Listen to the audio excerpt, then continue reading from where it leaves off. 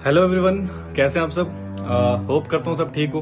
ठीक है, देखिए आज एक छोटा सा थॉट आपके साथ शेयर करना चाहता हूँ अबाउट इंग्लिश लैंग्वेज। ठीक है, देखिए जनरली मैं एक छोटा सा डिस्कशन कर रहा था अपने क्लास में कल कि यार इंग्लिश लैंग्वेज राइट। और मैंने ये चीज ऑब्जर्व भी करी है कि देखिए मैं काफी टाइम से पढ़ा रहा हूँ एज ए टीचर, मैंने ये चीज ऑब्जर्व करा है स्पेशली गवर्नमेंट स्कूल्स में जो बच्चे पढ़ते हैं, स्टूडेंट्स पढ़ते हैं, ये दैट इज ये प्रॉब्लम उनकी होती है बेसिकली कि कहीं ना कहीं वो स्टेज में आने से या पर्टिकुलर किसी चीज को रिप्रेजेंट करने से डरते हैं जस्ट बिकॉज अगेन इंग्लिश, क्या मैं प्रॉपर इंग्लिश बोलना नहीं आता, या अगर मुझे इंग्लिश नहीं आता मतलब मैं नहीं प्रेजेंट कर सकता अपने आप को। That is the basic situation जो वो बच्चे फेस करते हैं। तो यार मेरा मानना ये है, क्या इंग्लिश आना हमारा नॉलेज का क्राइटेरिया है क्या?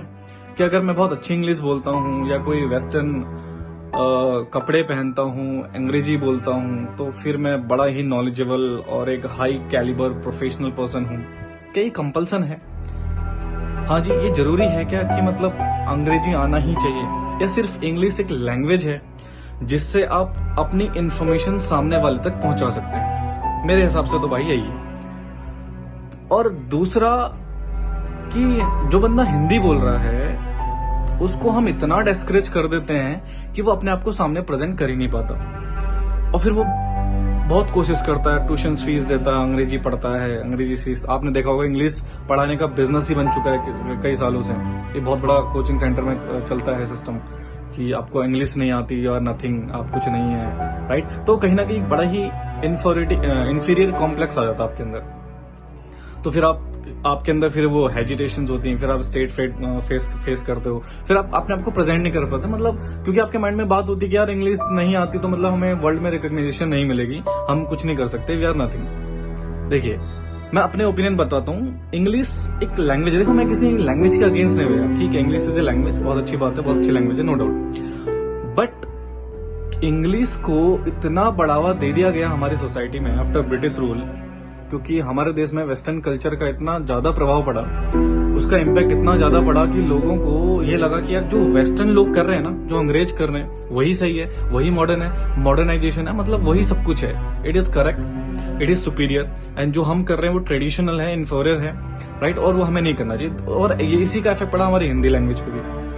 आज मैं अगर भारत में बात करूं तो डेफिनेटली ना तो यार हमें हिंदी आती है प्रॉपरली, ना तो इंग्लिश आती है, इट्स अ फैक्ट, क्योंकि प्रॉपर है ही नहीं कुछ चीज, समझ रहे हो। हमारे एजुकेशन सिस्टम में भी प्रॉब्लम्स हैं, यहाँ पे हिंदी लो, इंग्लिश लो, और वहां पे फिर मेजोरिटी ऑफ डिमांड भी इंग्लिश की है। और ये डिमांड बनी कैसे, किसने बनाई ये डिमांड, ये पैटर्न चेंज कैसे हुआ? तो ये हुआ हमारी सोच की वजह से, हमारी अवधारणाओं की वजह से। और जो ये जो सो कॉल्ड अपने आप को वेस्टर्न बोलते हैं ना, ये वेस्टर्न कल्चर वाले सो कॉल्ड मॉडर्न पर्सन, इनकी वजह से, बॉलीवुड की वजह से, ऑब्वियसली मैं हर बार रीजन तो देता हूँ बॉलीवुड का ही, क्योंकि इन्होंने हमें ये दिखाया कि यार अगर आप इंग्लिश बोलते हो ना तो you are a superior person, आप बहुत महान हो, you are a great person, but अगर आप हिंदी बोलते हो तो आप गवार हो, जाहिल हो, ये sorry to use this word, but इस तरह के वर्ड बेसिकली यूज किए जाते थे उन लोगों के लिए जो हिंदी में बोलते हैं। अब देखिए ये कोई जरूरी नहीं है भाई कि आपको अगर इंग्लिश नहीं आती तो फिर आप नॉलेजेबल पर्सन नहीं है, आप अपने को प्रेजेंट नहीं कर सकते, ठीक है, ये तो हमारी एक सोच बन गई।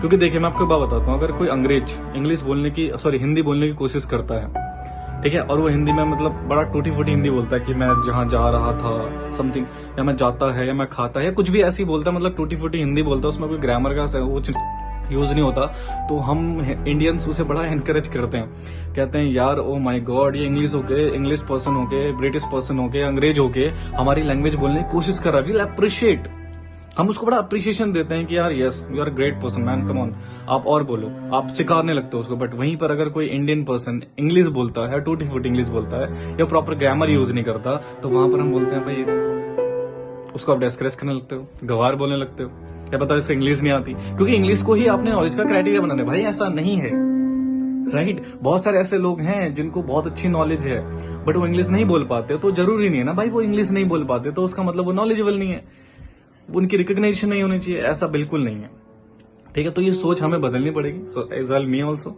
सोसाइटी, हम सबको बदलनी पड़ेगी कि यार इंग्लिश एक भाषा है, आनी चाहिए, डेफिनेटली आनी चाहिए, मैं नहीं कह रहा नहीं आनी चाहिए, आनी चाहिए, बट इंग्लिश आने के चक्कर में भैया हिंदी मत बोल जाओ, हाँ, क्योंकि यार हिंदी हमारी नेशनल लैंग्वेज है, डेफिनेटली हमें उस पर प्राउड होना चाहिए, उसे बोलना चाहिए, उसे एनकरेज करना चाहिए, बढ़ावा देना चाहिए, ताकि हमारे अब अगर हिंदी अगर होल एंड सोल पूरी भारत में चल रही होती तो शायद हमें दिक्कत नहीं आती। बट अगर आज मैं साउथ में जाऊं और मैं हिंदी में बात करूं तो वहां पे प्रॉब्लम आ जाएंगी। क्यों? क्योंकि वहां पे डेफिनेटली हिंदी लैंग्वेज नहीं चलती है, वहां पर तमिल तेलुगु इन लैंग्वेज में, दैट इज द पॉइंट ना। क्योंकि और फिर वहाँ इंग्लिश में अब बात चल जाती। क्यों? क्योंकि इंग्लिश को इतना प्रोत्साहन मिला। अब जैसे प्राइम मिनिस्टर मोदी अगर कहीं बाहर जाते हैं, किसी पार्लियामेंट को संबोधित करते हैं, तो वहां पर वो डेफिनेटली हिंदी में स्पीच देते हैं। ये आपने भी देखा होगा डेफिनेटली न्यूज चैनल में। आफ्टर नरेंद्र मोदी जब प्राइम मिनिस्टर बने थे उसके बाद थोड़ा बहुत चेंज आया है इस लैंग्वेज बैरियर को लेकर। अदरवाइज हम इंग्लिश को ही अपना माई बाप मानते थे, राइट? उसको इतनी रिस्पेक्ट देते थे। मैं नहीं कहता रिस्पेक्ट मत दीजिए, राइट? बिल्कुल दीजिए, डेफिनेटली किसी भी लैंग्वेज को हम बेकार नहीं बोल सकते, खराब नहीं बोल सकते, हमें हर चीज़ की रिस्पेक्ट करनी पड़ेगी। बट किसी को इतनी ज़्यादा रिस्पेक्ट दे दी है कि आपने अपनी खुद की लैंग्वेज को ही बुला दिया, राइट? तो मेरे हिसाब से भाई ये सोसाइटी का जो अवधारणा है ये चेंज होनी चाहिए कि उसको इंग्लिश को एक लैंग्वेज मानना चाहिए, ना कि क्राइटेरिया ऑफ नॉलेज। ठीक है, इंग्लिश एक लैंग्वेज है, आनी चाहिए, नो डाउट। बट उसको आप क्राइटेरिया बना लें कि अगर मुझे इंग्लिश नहीं आती तो मैं बड़ा ही इन्फीरियर पर्सन हूँ, मुझे रिकॉग्निशन नहीं मिलेगी, तो यार ये बिल्कुल गलत बात है। ठीक है, तो इंग्लिश सिर्फ एक लैंग्वेज है, सिर्फ एक लैंग्वेज, आपके नॉलेज का क्राइटेरिया नहीं। ठीक है, तो जो भी लोग ये सोचते हैं कि उसमें इंग्लिश नहीं आती, तो ठीक है भाई, नहीं आती, आपको हिंदी आती है, हिंदी में मैसेज करने के लिए आजकल तो ट्रांसलेटर भी चल जाते हैं। आप हिंदी में बोलो, वो ट्रांसलेट करके इंग्लिश में बोल देगा, फ्रेंच में बोल देगा, चाइनीज में बोल देगा। ऐसी एप्लीकेशन भी आ चुकी हैं। क्या नीड है यार? क्यों इतना सर में दर्द दिले? एक तो वैसे इतना सिलेबस रहता है हमारा दुनिया भर का, उसको पढ़ें, फिर अलग से इंग्लिश सीखें, उसमें ग्रामर सीखें, उसमें ये सीखें। कभी हिंदी पढ़ते वक्त, हिंदी करते वक्त क्या सोचते हो क्या कुछ? नहीं ना, तो फिर वैसे इंग्लिश बोला करो, टूटी फूटे हंसने दो लोगों को। क्योंकि आप चीज़ों को प्रेजेंट करोगे, आप ज़्यादा हिंदी यूज़ करोगे तो हिंदी एनकरेज होगी। समझ रहे हो? तो कंपल्सन नहीं होना चाहिए कि आपको ये आना ही चाहिए, ये नहीं आएगा तो मतलब यू आर नथिंग। ठीक है, नॉलेज इज इम्पॉर्टेंट, आपको पर्टिकुलर काम आना चाहिए, नॉलेज होनी चाहिए आपको उस काम की। ठीक है, फिर आप इन्फॉर्मेशन किस लैंग्वेज में कन्वे करते हैं doesn't matter, subject to condition सामने वाले को समझ में आ रही है वो लैंग्वेज। ठीक है, ट्रांसलेटर रखें, इतनी सरदर्दी क्यों करना? बहुत सारे बच्चे इसी चीज़ में बेचारे पूरे साल इंग्लिश के ट्यूशन पढ़ते रहते हैं, आता फिर भी उन्हें कुछ नहीं है। क्यों? क्योंकि यार कैसे सीख लो तुम लोग? क्योंकि उसके लिए इन्वायरमेंट तो चाहिए। अंग्रेजी के बीच में रह लो, अपने आप सीख जाओगे। बचपन से ही हम जिन माहौल में रहे हैं वो हमारा माहौल ही अलग है। ठीक है, तो English is just a language. चलिए, तो एक बेसिक सा थॉट आपके साथ शेयर करना चाहा मैंने, तो कर दिया। आई होप सो कि आपको ये थोड़ा समझ आया हो, पसंद आया हो, तो उसको शेयर कर देना। ठीक है, चलिए, बाय बाय, जय हिंद।